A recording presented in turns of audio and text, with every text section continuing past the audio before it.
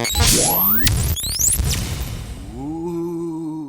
ooh, Oh. ooh, wake up, bitch. Oh, I'm half asleep. Oh, That you are. bloody yawn. Oh, so sleepy. God, I hate Australians. Wake up, you idiot. Oh, what the? Whoa, who are you? What? Oh, it's me, Freddy Krueger. How you doing? I'm doing pretty good. I'm here to murderize ya. Oh, but I'm sleeping. That's not going to affect me very much. It's just going to be like a regular bad dream where I die. I have these all the time, every second Thursday. Yes, but in this specific horror movie, the whole point is that I can actually do damage to you in the dream, and it affects you in the real life. That's what makes it scary. Whoa, what a high concept. Oh, don't worry, we're gonna send this franchise into the ground in the next couple of movies. Hey, but then it's gonna get better again, apparently. Kinda? Kinda. Well, we parody ourselves. Anyway, you've got to die now. Oh no, bitch.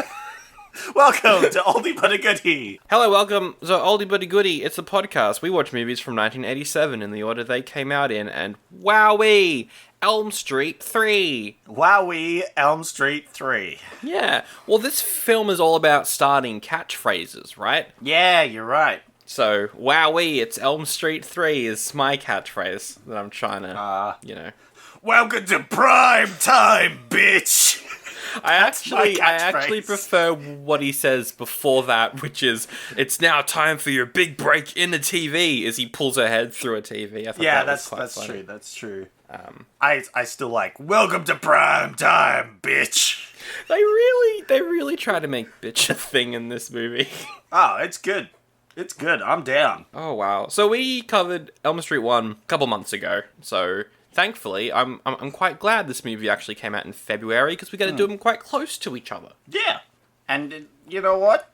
I'm glad we watched this movie. Yeah? Because I thought this movie was pretty good. Did you think it was as good, or did you think it was slightly worse but still good? Compared to which one? The very first horror movie we did? Because it's definitely better than the Alien one. Oh. It's better than the weird clone brother. Yeah, it's slightly better than the Clone Brother movie. I would say this is a very well concise, put together movie. You know, it's got its goals and it does it really well. You know, I'd say it's the best horror movie that we've watched this year. This year, yes. Yes. Compared to the first one, I don't know. I still prefer the first one. Yeah. It's a hard torn for me. I'm torn between them. The first one has very iconic, like, Freddy moments. I'd say the first one's probably better, but only slightly. But this one, as a sequel, is a really good sequel, I think. Oh, it's one of the best horror sequels ever. Which is really good, because I was looking at all the reviews, and more than half of them were saying, thank God they made this film, because 2 was awful. Yeah, now, you haven't seen 2, so you went into this without the knowledge of 2, which is probably a good thing, because you went into this franchise knowing the best it could be, and not the worst it could be, so... Honestly, it feels like the third one ignores the second one. Oh, nothing carries over. I think in 2, there's maybe one line where they're like, oh yeah, Nancy's mum died in her sleep. Yeah, and they mentioned that in this film, that she died in her sleep. And, the house. I think the house was now an important point, because in the first one it wasn't really. Yeah, the house continues to be kind of important. Well, it's kind of a place where Freddy likes to hang out now, because, you know, killed a mum. And the weird tricycle baby.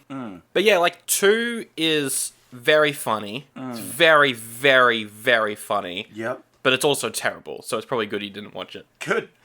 Again, there is a scene that's very scary where canaries attack a family. Yep. Because the room is too hot. Oh, yeah, you mentioned these things. Which is the one where the dog pees fire. That's number 4. That's number 4. Oh, that's the next one. Alright. Not to jump to the end of 3, but they go back to the scrapyard, and this dog runs out, and they're all like, what's this dog? And the music rises, and the tension rises, and then the dog lifts up its leg and pees fire as the soundtrack goes, great. Scary. But let's jump into this review with your other options of this week, actually, because you picked this out of 4 options. The other 3 was a film called Beyond Therapy, which is a great title. It's how I feel sometimes. 2 people go on a blind date and then find out that they both have therapists. Cool. Jeff Goldblum's in it. I was interested with Jeff Goldblum, but it was not enough to save us. Like, it's like, go for a random Jeff Goldblum film, which I tend to lean towards.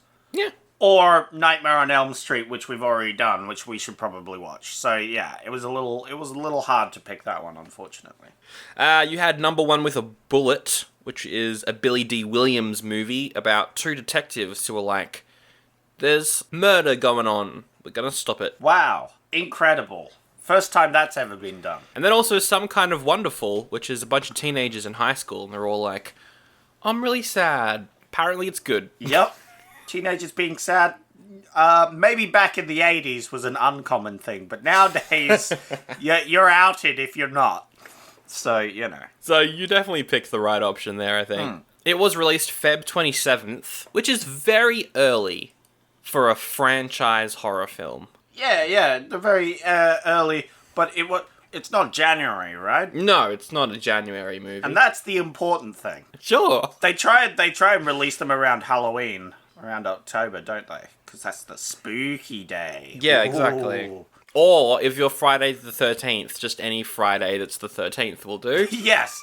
If you find any Friday the 13th, which is fair. Yeah. I feel like look, there's literally a date in the name of the movie. But you have one job. If you don't release it on that specific day, Exactly. what are you doing? What are you doing? Which is kind of like if you don't release a Halloween movie. On Halloween, yeah. So I guess with Elm Street, they can just kind of release whenever. Yeah, they don't have a specific date in their titles, so they've got free reign.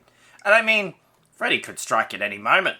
That's kind of his thing. He really can. That's what makes him the most scary about those movies. You have to wait till a specific date in the year. You know, Friday the 13th, he's looking at a calendar every month going, does the 13 line up with a Friday? Yeah. You know, oh, thank goodness it does this month. I can finally go out and, murder some naked teenagers, Halloween. Yeah, he's got to wait until Halloween. What, guys, let's just not get dressed up and go outside. We're going to get murdered. There's a killer out there. Exactly. Just don't get yourself murdered, idiot. With Freddy, he could just be like, oh, someone's sleeping? Hello. I'll have none of that. Not on my street. Exactly. The crew behind this film, it's very interesting. Everyone behind this movie has done stuff that we've covered before. Ooh. And the things that they've done are just, it's amazing that they started off doing this. So, it's directed by Chuck Russell, whose only film credit before this movie was writing Dreamscape. Oh, okay. Which we've done an episode on. Yeah, that was his only credit. He did really well for this movie then. Yeah. He really did a good job. And he went on to do more good things, because he directed The Blob, which is a good one, the reboot of The Blob. Yeah. And then he also directed The Mask and The Scorpion King. Nice! Hell yeah, Chuck Russell, my boy. Scorpion King. I can kind of see him doing The Mask after doing a Krueger movie, because Jim Carrey, he's got some Freddy Krueger vibes. Because it is like a horror movie parody almost. Yeah, kind of. Because it's like taking it's like it could have been quite easily a horror movie, but they made it super, comedy wise, and it just works. It's good. It is co-written by Frank Darabont, who went on to be the writer and director of The Green Mile and Shawshank Redemption. Hey, there you go. He started off doing this, which is great. He co-wrote it with Wes Craven, who came up with the original script as well. He was the guy that wrote and directed the first movie.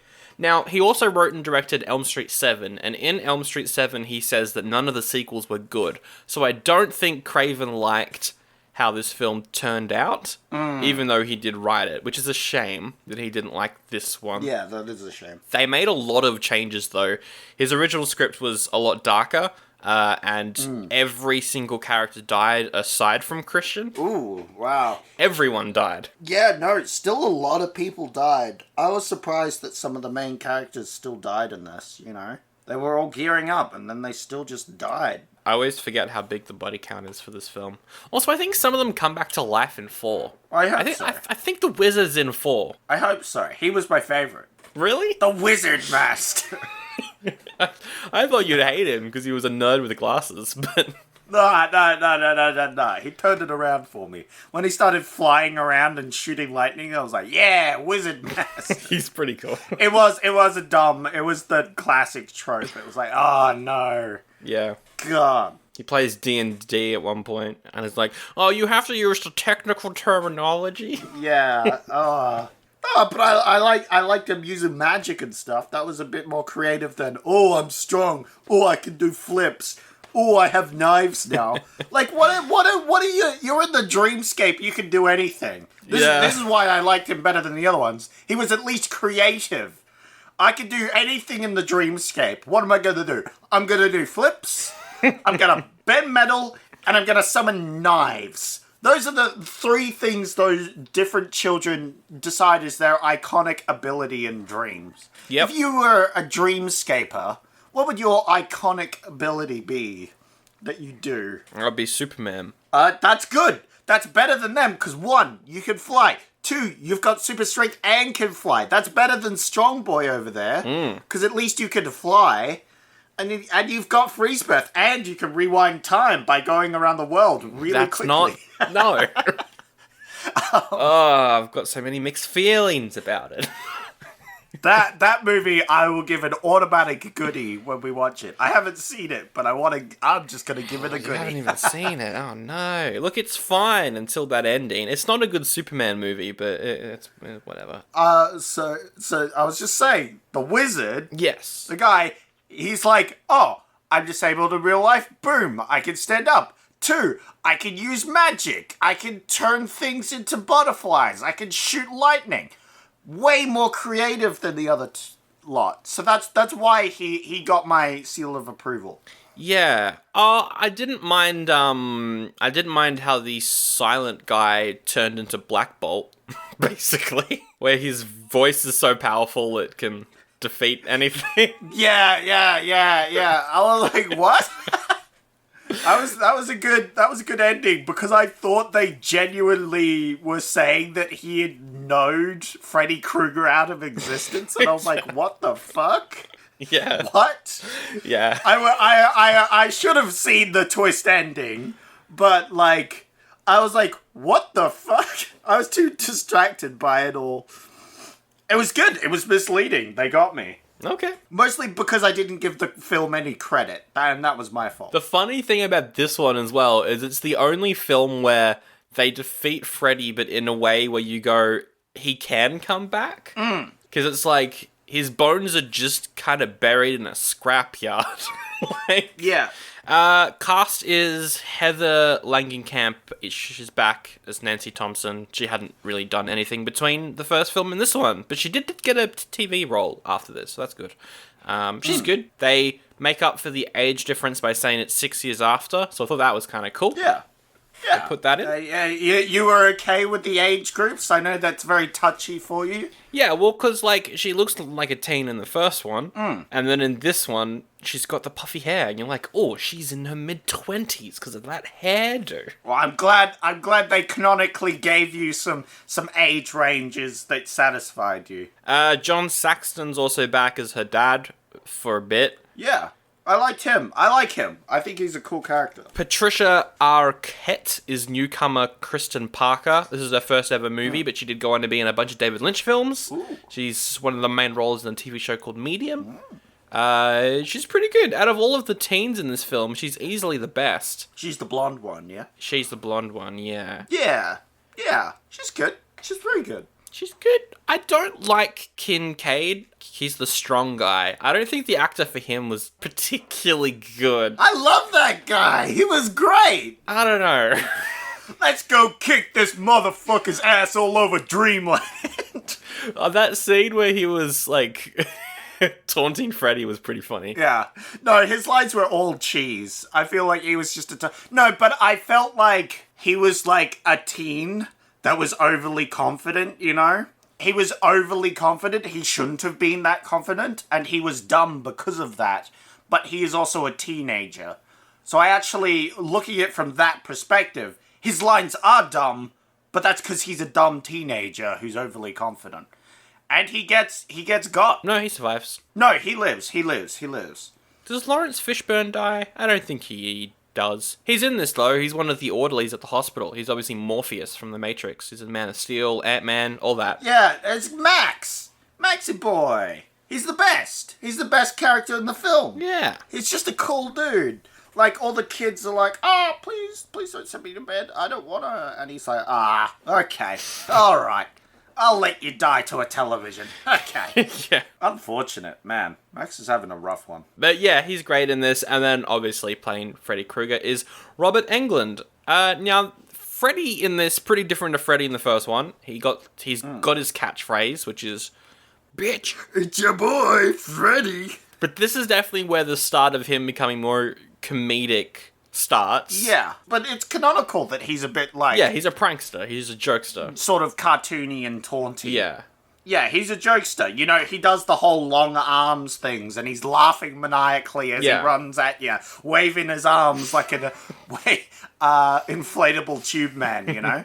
He's got that bit of pizzazz. And I feel like giving that a bit more to his character in this film didn't take away from me. I feel like, you know, he's still scary. You gotta take a bit of... You gotta enjoy your work, you know?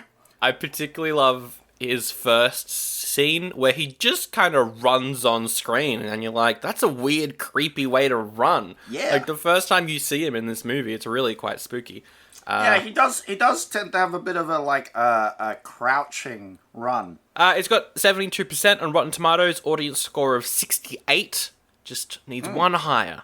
6.6 on IMDb as well. People liked it. I also think this one got played on TV more. So if you were watching TV in like the 90s, you probably saw this a lot. It's a good film. So yeah, it's good stuff. This cost around 4.5 million, which makes sense. What do you think it made? 4.5.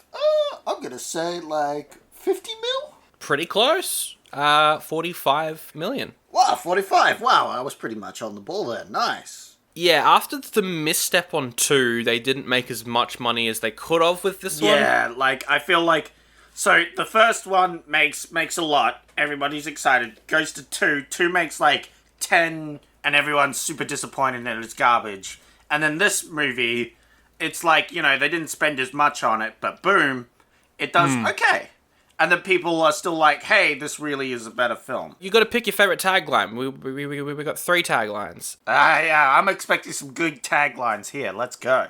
Freddy's just around the corner. Don't like that one. That one's meh. Bland. That one's garbage. What is he? Am I waiting for him? Is he gonna pick me up and drive me to school? It's like, oh, when is he coming around, you know? Yeah. Oh, he's just around the corner. Oh, that's good to hear. All right, I'll see you soon. Bye. Like, am I on the phone to him? Like, what is happening then? No, it's dumb. If you think you're ready for Freddy, think again. That's also dumb. Wow, these suck. These so far They're bad. suck. Bad taglines. Oh, I'm excited now for the last one. If you think you're getting out alive, you must be dreaming. Yeah! That one's a good one. Yeah! Puns! Woo! Now I'm on board. Definitely my favorite. Oh, what's that one? What's that one? Writing that one down. That is, if you think you're getting out alive, you must be dreaming. Definitely the best of the bunch. Now that's a good line. The other two garbage, but that one, ooh, perfect. The taglines for 2 also suck. The man of your dreams is back. It's kind of funny, though. I like that one. That's amazing.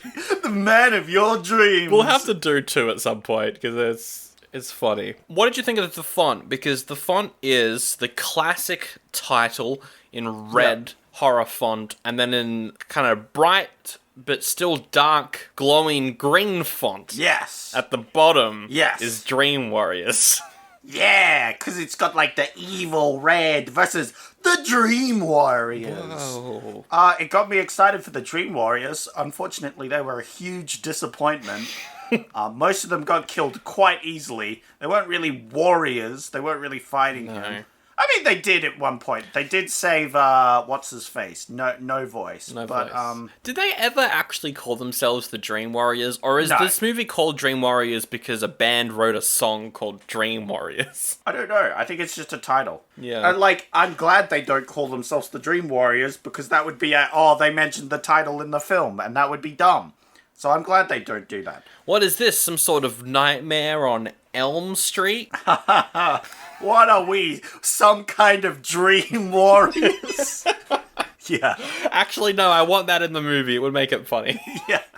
It would be funny, but God, would it be bad. Anyway. We open with Kristen. It's important, I guess, that she is doing some arts and craft and making a small model of the Thompson house. Yes. Well, the house is supposed to be important somewhat for the series. And it's a bit spooky because it's like, she crafts the house and then later on the lady comes in and it's like, hey, that's my old house. That's fucking weird. That's right. I think the house design changes between movies though. Oh, that's not good. You want to have that consistent. I guess it's just a boarded up house, but whatever. She falls asleep, has some creepy dreams. Yeah. There's some chases. She finds a girl, and he's like, Krueger keeps us here. And then she carries her around, and then realizes that she's just carrying around a dead body. Dead baby body. And you saw that twist a mile away, but it was still alright. I liked how she was not falling asleep by playing loud music and pounding down caffeine. Like, got a scoop of energy drink or whatever and just pounding it down. Yet, 5 minutes later, she just hops in bed because her mum wants her, and she's bam, asleep. So I guess she's been up a long time. Yeah, she's pretty tired. I loved how she wakes up, and you're like, all's good, she just woke up from this nice dream. Or she's going into the bathroom, she's just gonna wash her face. She puts her hand on the tap is a hand! The tap grabs her! That was cool. Whoa, Freddy's in the mirror, and he's like, hello there, it's me, your boy, Freddy. Gotta murder you now with the other hand tap sink. This one has claws. Biatch. Yeah. He's got to say that every time he kills a teen. Except he doesn't. He just manages to slice her before the mum comes in and manages to wake... Yes. What's-her-face up. And she's like, oh, your hands are cut. You were trying to commit suicide. And that is when she gets sent to the psych hospital... Because all the teens are doing this. It's the hot new fad. It's the hot new fad. Killing yourself. Wow. Everyone's doing it. But they're all like, no, we're not doing that on purpose. Yeah. That is the setting of the movie, is the psych hospital with all these teens that are there because they are considered dangers to themselves. And they're all not sleeping. They're all having weird dreams. I like how the mum sucks. Later on, we see they're talking to the psychiatrist, and it's like, I don't know, I spent so much money on the psychiatrist. Yes. They just say they're doing it for attention. Oh, yes, it's just killing herself for attention. Wow. Maybe you should give her some attention then, if she's nearly killing herself. Yeah, the adults in this one in particular are... infuriating. Very dumb. Thankfully, the psychiatrist comes around, though. That's a classic, you know. There's a new doctor at the hospital, and it is Nancy from the first film. Yeah. She's there, and she's like, what's up? What's up? I'm an expert on dream, psychosis or whatever it is, Something like that. She's an expert on dreams, yeah? Because she had a fight for Freddy, Yeah, she fought it. So she became an expert on dream therapy or some crap. Some might say she's a dream warrior. We got a lot of great lines coming out of Sandra this week. Wow, peak of comedy. Bitch. Welcome to prime time, bitch. Yeah, this is where I wrote down, of course the adults are super unhelpful. Yeah, of course. Because they literally mention, so they have these group sessions, and they literally mention the fact that they've all had the same dream about the same guy Yes. separately where they've nearly killed themselves. So clearly something is going on more than, suppressed hormones. There's clearly something. Because they're like, oh, it's all like rock and roll music and the media, and you're all getting ruined by that. Suppressed sexuality. There's that as well, yeah. Yeah. Oh, my dick's getting me killed. I believe is one of the quotes. Yeah. Yeah. Again, I love that guy. He's a great character. His lines are very funny. Speaking of the characters, we'll go through them. We're introduced to Philip, who makes puppets, and he also sleepwalks. Yeah. Which comes back to haunt him, because he sleepwalks as a puppet. That scene's gross. We'll get to it. Yeah, that's crazy. There's Kincaid. He's quite loud-mouthed, always getting sent to solitary. He's great because he has all these lines that I've mentioned. He's the strong man. He's a rebel. He's the strong man. There's Joey, who is Black Bolt. He doesn't talk, and he's got a teardrop tattoo, which I thought was quite funny. Oh, yeah. Does he? I keep forgetting that. And he also wants to bang the nurse. It's vitally important. Very important. Very, very important. There is Will, who is the nerd. He's in a wheelchair. Mm-hmm. Jennifer, she wants to be an actress. Oh, she'll get on TV, that's for sure. And finally, Taryn used to be a meth addict. Yes. So those are the teens. What an Avengers level threat. Oh, and also, we should mention, the psychiatrist is seeing nun ghosts. He's like a doctor as well. Yeah, he's seeing a ghost nun and believes in science. But by the end of it, he's going to have to abandon science and go with Jesus. Yes. Can't argue with that, can you? I liked how it was almost kind of funny how he was like, oh, we're going up against a demon. Guess I'll get some holy water and a cross. It's funny because he takes a scientific approach to dealing with a demon. Yeah. All right, we're dealing with a demon. Well, got to go to a church, grab some holy water, grab a cross. Luckily, there's a big pool of holy water in this church that I could just grab a bottle. Also, he fills up a bottle that, it's like a whiskey bottle, and the dad just finished drinking that. So, yeah, is that going to taint the water at all? Shouldn't you maybe wash it out first? I don't know. Nah, it's holy water. Just gives it a nice aftertaste, you know? It's a bit of a kick.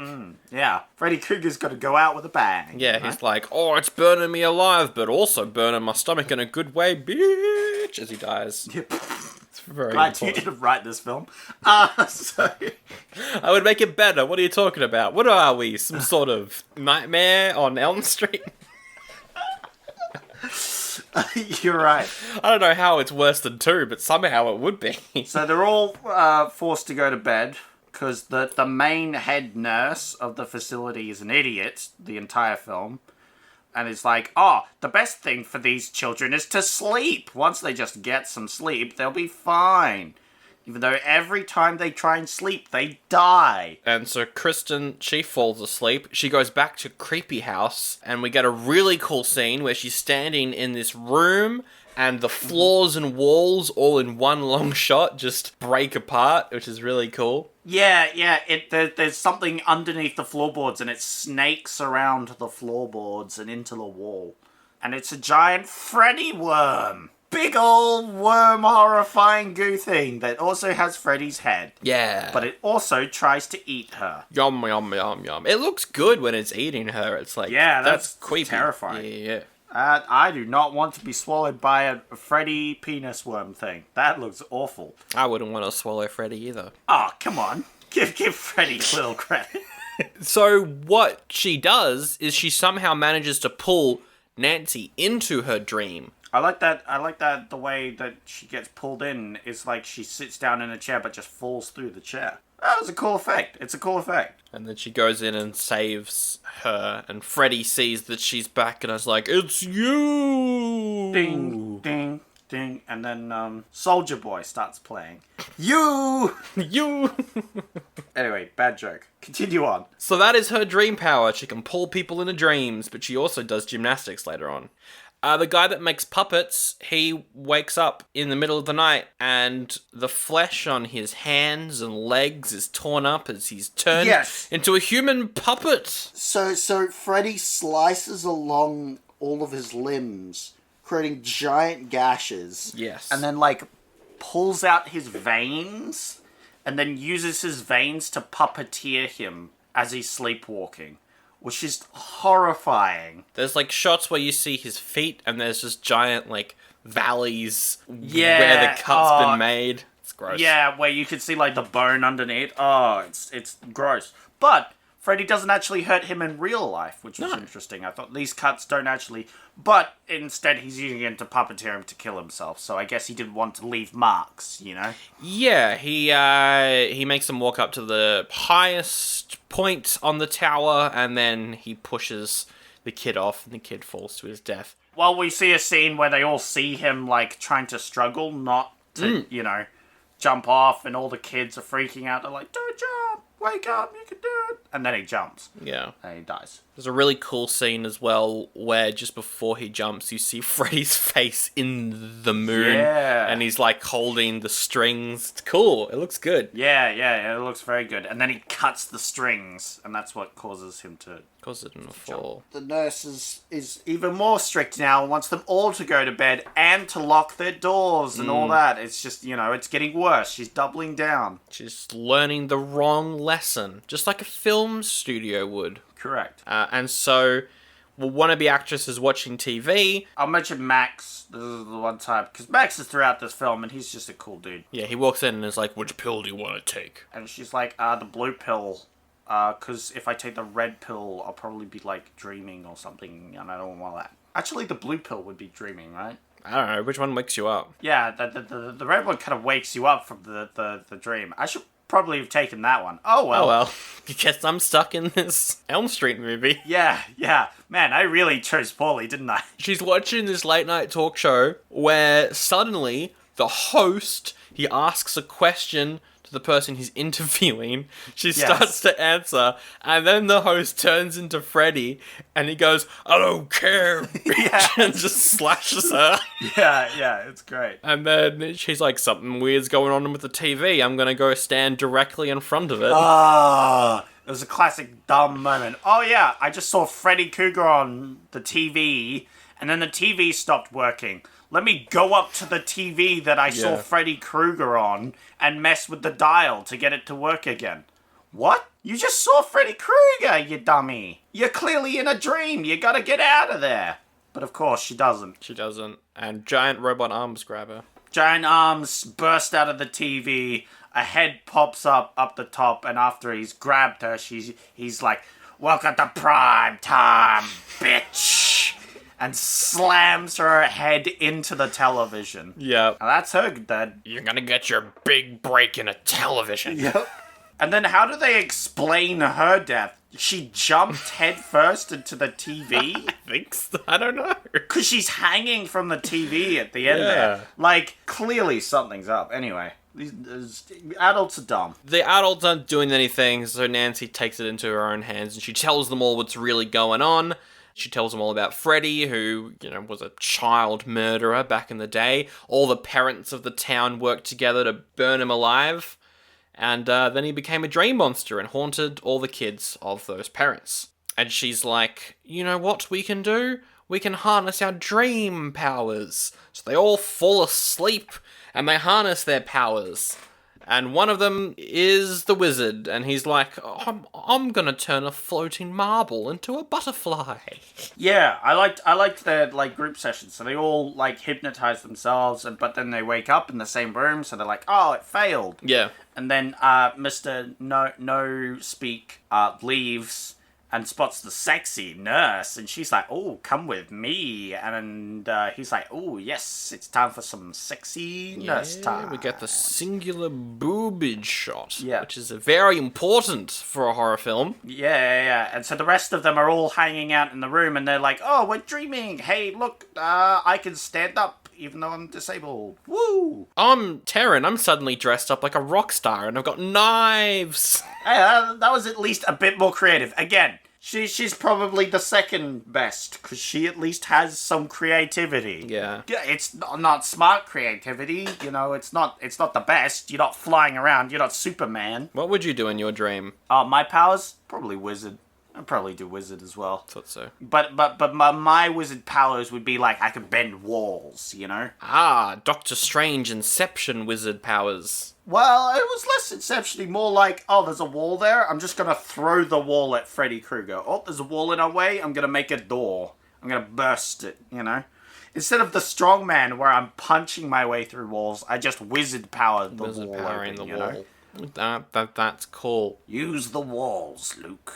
What happens is Freddy, it turns out he's the nurse. You thought you were seeing sexy nurse boob. No, you were looking at Freddy boob this whole time. Yeah, but it's so sexy nurse. Gotta give him a bit of tongue, but he gets a bit more than he's asking for. As she leads in for a kiss, they kiss, and then he's like, oh. As his tongue is, like, pulled out, or her tongue. I don't know, one of them. One of their tongues is extended out as she leans back and, like, growls at him.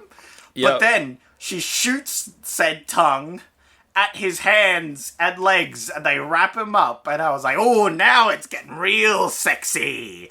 We've got some sexy bondage. Yeah, tie him up to the bed. And then it's revealed that it was Freddy, and he says the line, feeling tongue-tied? Well, it was a good line. Because he's trying to scream. Yeah. But he's mute. So it was a good pun. It's a very good pun, because he's tied him up with tongues. Yep. And the guy can't speak. So he's tongue-tied. It's good. Good writing. I like it. It is good writing. I wonder where they started. I wonder if they started with the pun or if they started with the character. I hope they started with the pun. I really hope they started with the pun and worked their way back. Yeah. I think they definitely would have started with the pun and worked their way there. Like, how do we get him to be tied up by tongues? Well, he's got to be French kissing a nurse. Yep. That's how you do it. Very important. So, in the real world, what it looks like is Joey is just in a coma. We know he is, being held prisoner by Freddy. But the doctors are like, oh, he's in a coma. I'm going to fire Nancy and I'm going to fire the other guy. You're both fired for being bad. The doctor guy, he's like, oh, no, I'm fired. I'm going to go talk to Nun Ghost. Yes, so he has a little chinwag with the Nun Ghost. Nun Ghost is like, oh, yeah, so Freddy's mum had it pretty rough. Not gonna lie. So there's this abandoned psychiatric ward, and apparently a girl got trapped in there over the holidays. So, like, she was abused by the inmates and had a baby from it. And that baby was Freddy. Yes. And then she says, she's the bastard son of 100 maniacs. Yeah. It's a bit, nah. And it was like, ooh, that's pretty rough. The twist is, the nun ghost is the mum. Bum. The nun was a ghost, which is why no one else sees the nun. Yeah. And 2, the nun was the mum. Yeah. Which makes sense. The nun is trying to get Freddy gone. Yeah, they've got to find Freddy's bones and bury them on hallowed ground. And the only real person who knows where the bones are is old Dad. Yeah. Old police chief Dad of, what's her face? He's drunk. They go to a bar and it's like, oh, I'm the dad, I'm drunk. He's like, oh, you're always trying to avoid me and forget about me. And she's like, no, you're the one who's trying to forget. And as he's sitting there with tons of drinks, and he's like, I don't know what you're talking about. Yeah. Oh, he's good. And then they're like, well, we need you to help us find Freddy's bones. We need to bury him. And he's like, nah. And so the doctor's like, oh, I'm gonna pick you up. I'm gonna throw you against a wall. Wake up, man. You're awake, but you're sleeping inside. You're not a real person. This isn't the quote at all. If I wrote the movie, it would be better. No, I disagree. So he's like, hey, you gotta help us. I don't know why he changes his mind there, because some random dude threw him against a wall, but whatever. Whatever. So they go to, I guess the dad's alright. Look, the dad's alright. He's a good guy at heart, but he's just an idiot. They go to the graveyard. Not a graveyard, sorry, a scrapyard. Well, it is a graveyard of sorts. They both die, kind of. Not really. One of them does. Yeah, well, it's a classic fake out. So yeah, they're digging. They're doing their things. Meanwhile, in Dreamland, we see all our dream warriors. They've gotten together because one of them, the main girl, causes trouble because she doesn't want to go to bed, and so she's put in solitary confinement. All of them are freaking out because if she's drugged, she has to go to sleep and is going to be murdered by Freddy. They get Nancy back in so that they can do another dream session where they all go to sleep, and this time they're in control, sort of. Kind of. And they all get their powers. So you got strong guy, flippy girl. Nancy doesn't actually have any powers, does she? No, not at all. She's the leader. I guess that's her power, question mark. They're all sent into the dream and they're kind of split up. The first thing she says is stay together, and they all get split up immediately. Yeah. By just, like, Freddy magic. Yeah, we see Kristen, she's back at the start of the movie. Yes. Which is funny. She gets sent back to the start. That was cool. I love that. She, like, wakes up and is like, oh. And the first part of the movie repeats itself. But then, twist, Freddy comes around and slices her mother's head off. The mother's head starts screaming at her.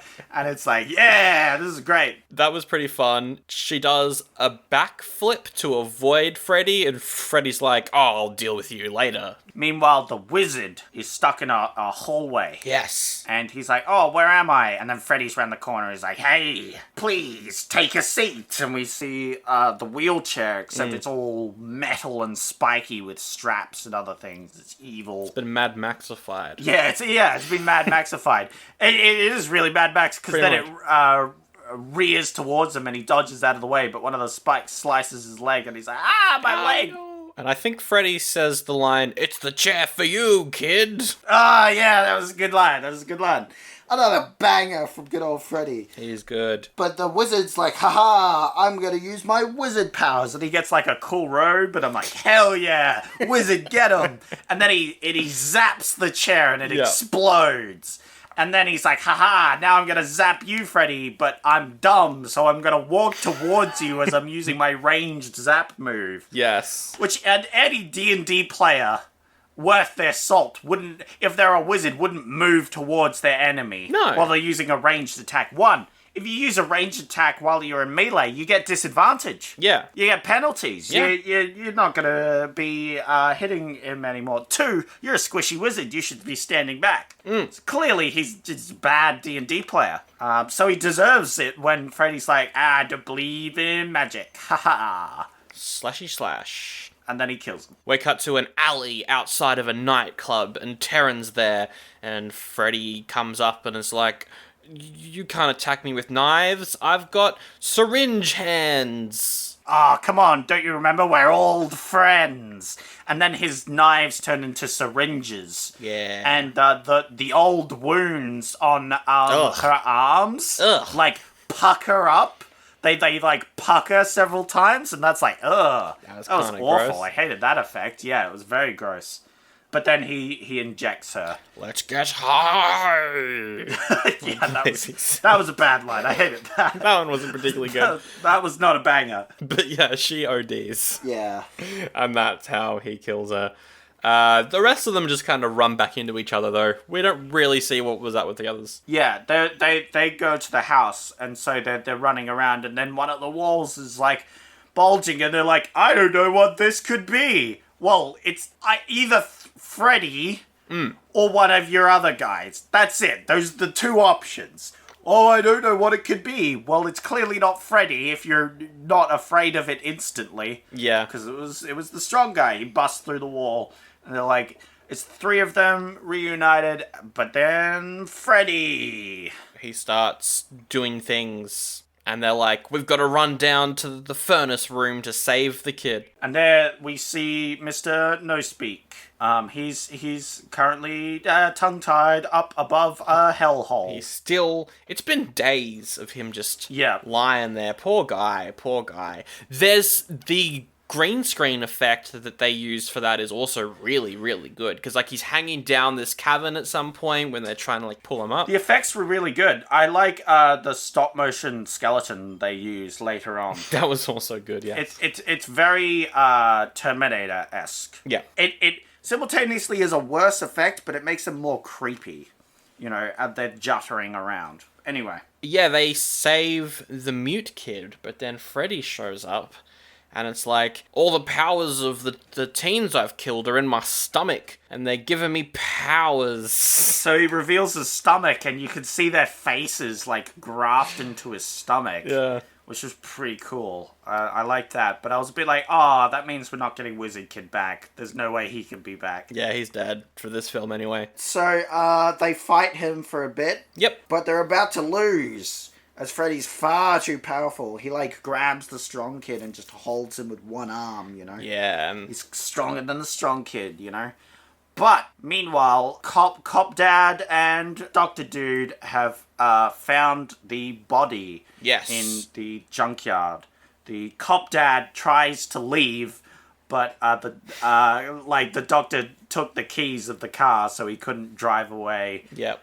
And the Cop Dad's like, I promised I would take you to him, never said I would stay. Ha ha ha. Ha ha, but the doctor's one step ahead. And the doctor's like, nah, you gotta help Barry. But then, as they're getting ready to bury the bones, all the cars come to life. All the cars are like, honk, honk, we're alive. And then the bones of Freddy come to life as well. And it's like that stop motion effect. They're all grimy. Yeah. So we gotta mention this. They're not in a dream here, I would say. And what was your thoughts on that one? I mean, the powers of Freddy in general don't really make sense, and they change movie to movie, so it doesn't really matter. Yeah.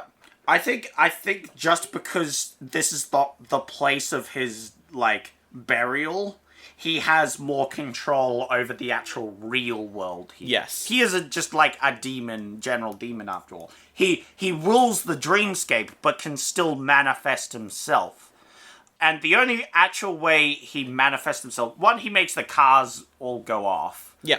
But I feel like that's not really doing much. No, it just kind of blocks them into this little area they're in, yeah. The real way he actually manifests himself is his bones come to life and he's like a skeleton that's fighting them. And I feel like he has definite control over his own bones, like haunting his own bones makes sense. Yeah. So I just think he's more powerful in his resting place here than he is in any other place in real life. Yeah. It makes sense. Yeah. That he would be able to come back in this small area. I can't remember. There's something in 4 where they try to explain it. It's not particularly good, so I can't remember, but they try to explain it. But yeah, what happens is he picks up the dad, throws him at a car, he gets impaled, the dad dead. I like the dad. He's like, I've killed you once before, you know? And then he gets yeeted, and it's a bit unfortunate.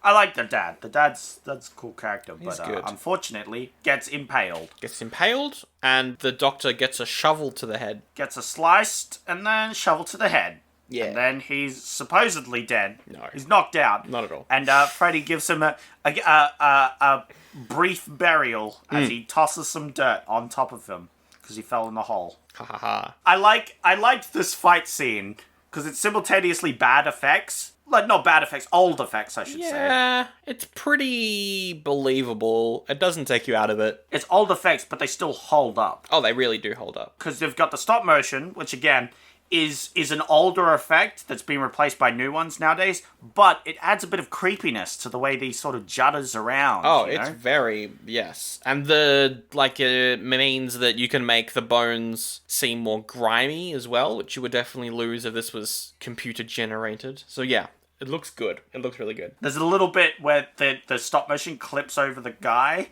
and there's a bit of green screen sort of like stuff. But other than that, it's good. It's pretty quick. It's like a blink and you'll miss it moment, but it is there. Because Freddy has been distracted by all this, the teens have managed to escape, and they're running down a hall of mirrors, where then Freddy appears in all the mirrors and attempts to drag him through each mirror, which is a great effect as well of them being dragged into mirrors. Yeah. Until finally the mute kid is like, no! And that saves the day. Wow, that was very undramatic. He's like, no! You know, and it screams and it breaks all the mirrors, which shoots out all his friends. You know, he saves the day. And what's her face? One of the main characters, doesn't matter what their name is. Nancy says, I mean, not that I know her name, says, well, Freddy's gone. I don't sense Freddy anymore. Yay.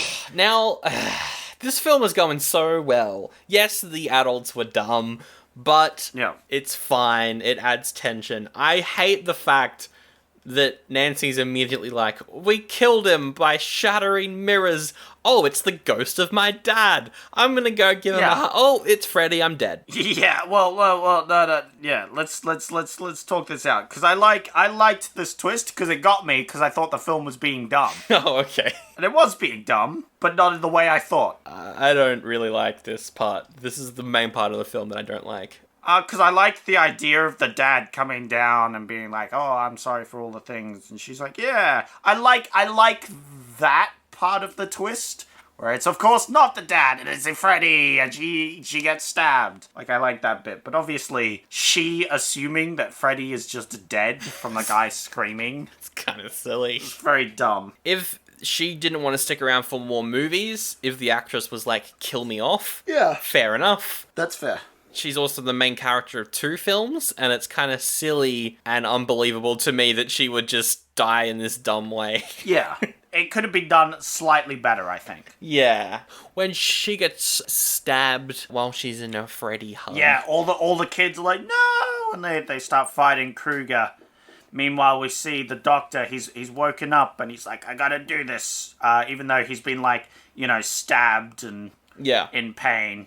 There's a bit of blood. He grabs the holy water and chucks his bones in the hole. Yeah, and he buries the bones, and we see that Freddy's body is kind of breaking up. Yeah, you see where he splashes the holy water? It, like, splashes onto the actual body of Krueger, which was a good touch. I like that in the effects. And then, he just disappears. He has been put to rest. The demon is dead. This is the last Freddy Krueger movie because he's permanently dead. He's very dead. Yes. Is the twist that they needed to bury him in a cemetery? I think it is. I think that's number 4. It's like, I'm back because you didn't bury me in the right place. Well, yeah, he's supposed to be buried in sanctified ground, and then they could say that holy water and a cross certainly damaged him, like, maybe destroyed him for the meantime, but to put him permanently to rest, he needs to be in a proper graveyard. This ending is an ending where you can easily see them coming back from, which I think is good. Also the point later, because we see them all at like a graveyard, and we see the twist that the nun was actually a ghost. But after that, we see them all, you know, go back home, sleep, and then the mache house, the light turns on. The light turns on in the window. And then the movie ends with a song called Dream Warriors, which is very funny. It's this rock song, and it's like, try not to sleep. Yeah, it's bad. Which is great. And then, the movie ends, and that is Elm Street number 3. Oh, and also Kristen, she dreams Nancy's soul to heaven or something. Yeah. I really like this one. It's not as good as the first one. Definitely not as iconic. Like, the first one has got the body bag in the school. It's got Johnny Depp being eaten by a bed. Yeah. It's got the long arms. It's got the body being dragged all over the roof and all that sort of stuff, which is great, which is iconic. Oh, it's classic stuff. This one doesn't really have anything to that level, I don't think. Aside from maybe the syringe fingers. Is that iconic? It's pretty, a lot of people remember this movie for that scene. Wow, okay, there you go. It is pretty gross. But it's not as great as the first one, but I still think it's really good. It's a very good movie, I would say. Yeah. And definitely... Oh, excuse me. Oh, don't fall asleep. Oh no, I'm gonna die! That's what people listen to this podcast for, isn't it? Great jokes that one. Yeah. Oh no. That's the twist at the end of the podcast. We both get murdered by Freddy Krueger.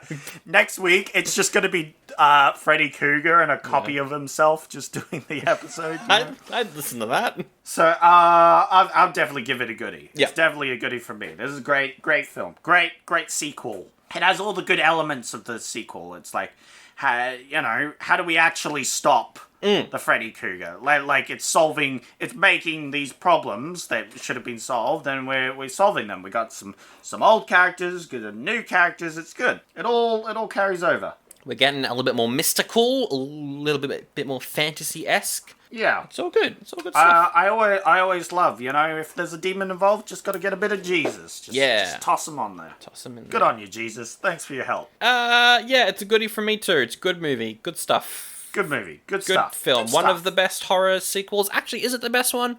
It's better than Halloween 2. Yeah, it's really good. Yeah, I think it's the best one we've seen. Oh. For a sequel. For the entirety of the podcast. Not just this year, but the best horror sequel we've seen. You got to pick one thing to add. You got to pick one thing to remove. I'm going to remove Nancy's death. Yes. I'm just going to say she lives. Maybe she retires. At the end of the movie, what happens is she does die. She does get stabbed. But at the end of the movie, during her funeral, we see her in a long trench coat and she's got a cap on. What a twist. And she's there like, I faked my death. I'm so confused. Then she moves to Hawaii and retires from the dream business. Why did you say you keep her death, but then do a twist at the end that she's still... What? I should not write serious movies.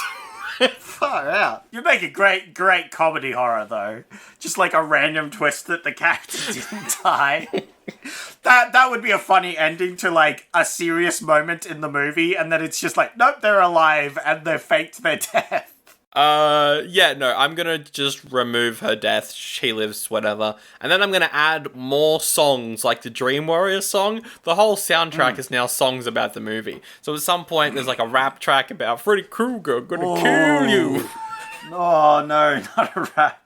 Gotta stab me with my hand. Fixed your movie with that ad. Wow. How about you?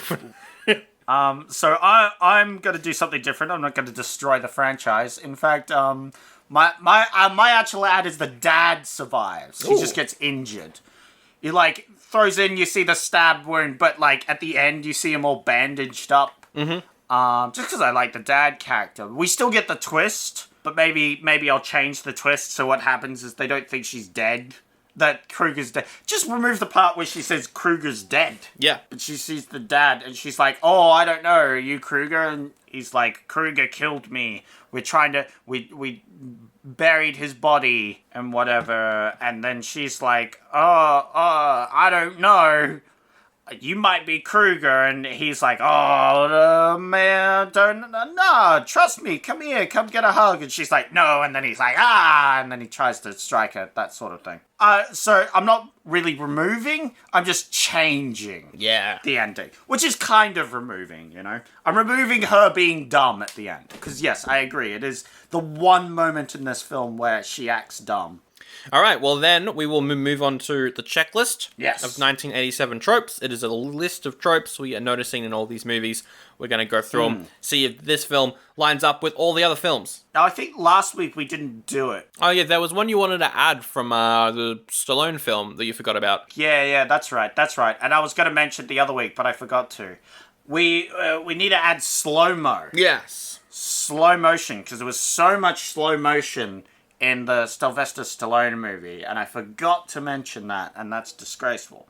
And so we'll add slow-mo to the list. Alright, well then let's go through. This is the movie Bad Porridge. Yes, it is. I think human puppets make bad porridge. Yes, that was definitely some bad porridge. I think the fire pit, that was probably some bad porridge. Did we see actual food being eaten at any point during this movie? I don't think anyone ever ate anything, no. Oh, you know what?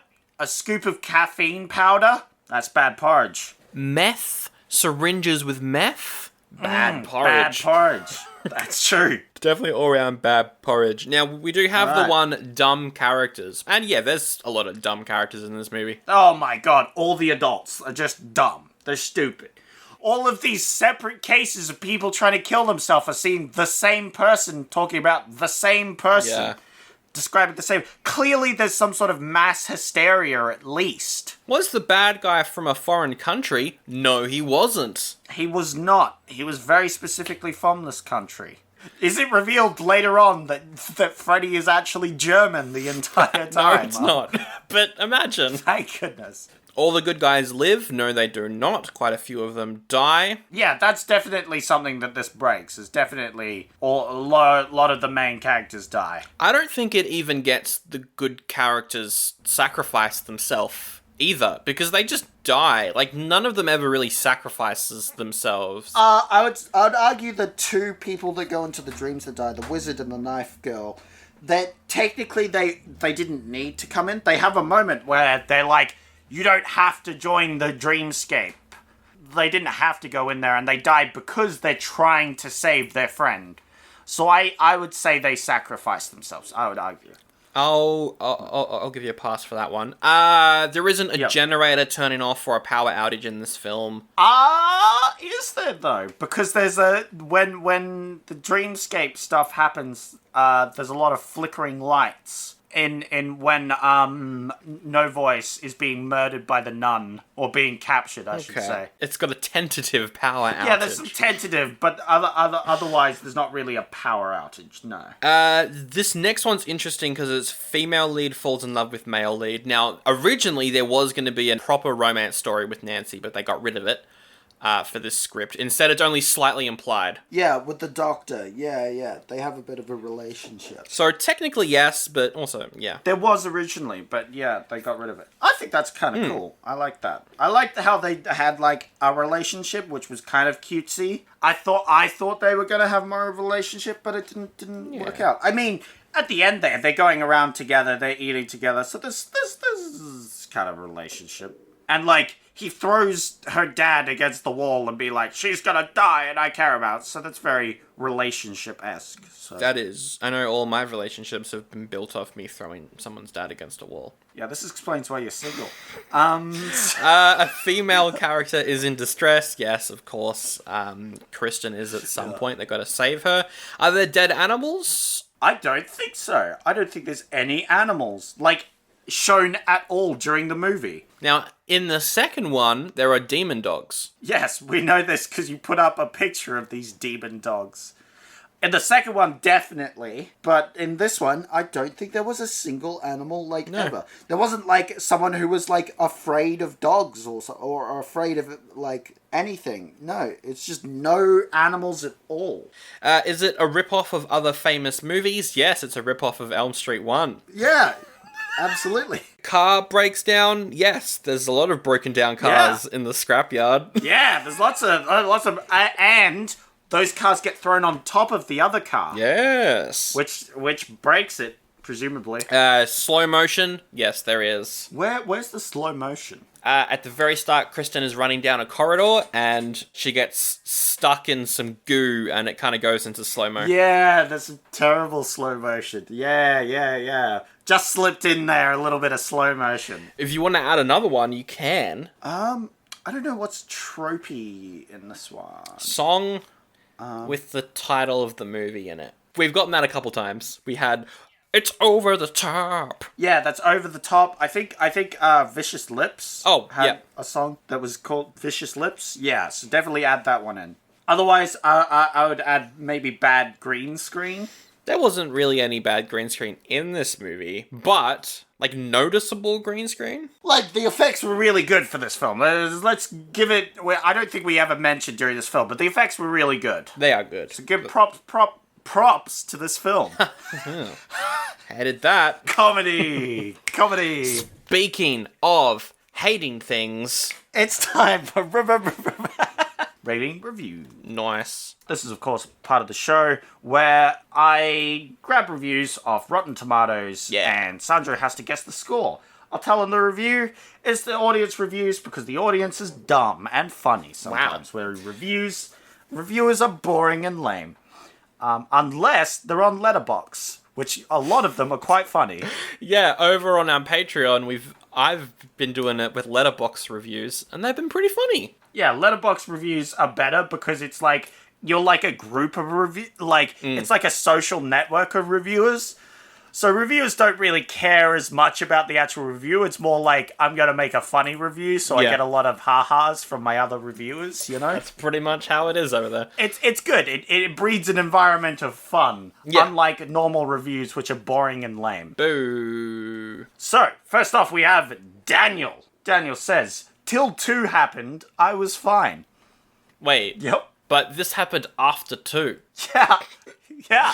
That's a good point. 3.5? It's 4. It's 4. Oh, okay. You were really close there. You were really close. Yeah, that was good. Apparently, he didn't like 2. Fair enough. It's a bad movie. But you'll like this one. Marcus says, this movie is awesome. Just good for my money. Just rock hand emoji, clapping emoji, thumbs up emoji. I love that. Just good for my money. Yeah, just good for my money. That's got emojis in it. That's got to be 5 out of 5. I've never seen a review with emojis because they're not like regular emojis, which would probably just show up as like square symbols. Yeah, they're like the old emojis which show up in text. Ooh. So it's a rock hand, a clap, and a thumbs up. I like that. It's actually 3 out of 5. Oh, okay, it's not 5. He liked it less than the previous review. Oh, apparently. We have Tyler. Nope. Still not good. Come on, Nightmare on Elm Street movies, get better. I'm gonna go 2, but it's probably lower. Yeah, you're right. It's 1.5. You were close. Yeah. Josh says, 31 Days of Horror, 2016, #13. I love people that do these movie watching challenges and just put the number that this movie is in that challenge in the review. It happens all the time. I love it. It's so good. Yep, and it's vague and it's unhelpful. I don't know. 3. Yeah, you're right. It is 3. Well done. Great. You got it, yeah. Alright. We have Dusty, who says 81% on my tomato meter. So 4 out of 5. It's 4.5 out of 5. Oh. Yeah, okay. Yep. I don't know, man. Alright. And finally, we finish this off with Zach. Spelt the correct way. Which is, I found this movie stupid, yet satisfying. Sure. Which I agree. I did find this movie stupid yet satisfying. Is that a 3? I'm gonna go 3. It is! It is a 3! Well done. Thanks, Zach. Great review. I'd probably rate this a 3.5, though. Yeah, it's about a 3.5 for me. Yeah. This is a fun episode, though. Thank you so much for listening. As always, if you like the show, best way to help out is to tell a friend or leave a review on Apple Podcasts or other platforms if they allow reviews. Because not all of them do, which is kind of annoying. We're on everything. We've got an Instagram account. You can go follow that if you want. We've got Facebook. We've got a YouTube. If you want some bonus content, you can subscribe to our Patreon, where we've got some cool Police Academy videos? Or recordings coming up. Yes, number 2 is already out. Number 3 will be out at some point later on this week for Police Academy 3. Because I think later on the year we'll be doing number 4, spoilers. Yes. And then maybe after that we might do 5 or 6 or 7. They get better, right? I mean, if you want to do them. But 3 was not good. If you want to hear us complain about 3, that is going to be out at some point later on this week. Maybe we'll review Elm Street 2. I don't know. We'll put up a poll. Probably at some point. Yeah. And like, you got Elm Street 2... I really want to do Toxic Avenger 2. Toxic Avenger 2? Yeah. And also the sorority babes at the Slime Bowl Bowlerama. Yes! We have to do that one. We've still got to do that one. Put that on the list. But yeah, all the links to everything is in the episode description. Now, Sandra. That's my name. You've got to choose next week's movie. I refuse. Alright, so the podcast next week is cancelled. Unfortunately, Sandra's refused to pick a movie, and therefore we cannot do it. But if you were going to pick one, the options would be Angel Heart. A private investigator finds that everyone he's been questioning about a missing person case has themselves gone missing. Ooh. What a twist. It might be because of black magic. Woo. That took a turn from me having maybe 20% interest to now maybe like 80. Yeah. That's a very interesting premise. We've got Hunk. Oh no. Guy makes a big old deal with the devil to become Hunk Golden, a real sexy dude.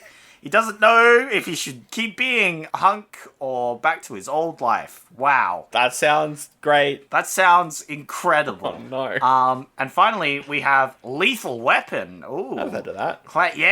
Classic buddy cop comedy about a depressed Special Forces officer and a guy who's too old for this shit, teaming up to crack down on crime. Oh, man. Yeah, these are some good options. All three are... I mean, look, Hunk sounds terrible, but also perfect. You know what? If we didn't do Police Academy on Patreon, I probably would have gone for Lethal Weapon, but I am sick of cop comedies, I think. Oh, that's a shame. But also, Lethal Weapon's a good one. See, I'm really fascinated by what Angel Heart's gonna be with the black magic. That's true. I'm excited by Hunk, actually. I kind of want to do Hunk. Yeah. Do you want to do Hunk? I mean, we can if you want. Look, it's up to you. You've got the choices. You make the choices. Look, Hunk is it sounds very dumb. Yeah, you know what? Let's do Hunk. Next week, Hunk. Let's wrap it up with the best quote from Elm Street 3. My favorite quote is going to be, "Are you feeling tongue-tied?" Just because it's a great pun. That's a good pun. It's a really good pun. My favorite pun is, "It's welcome to prime time, bitch."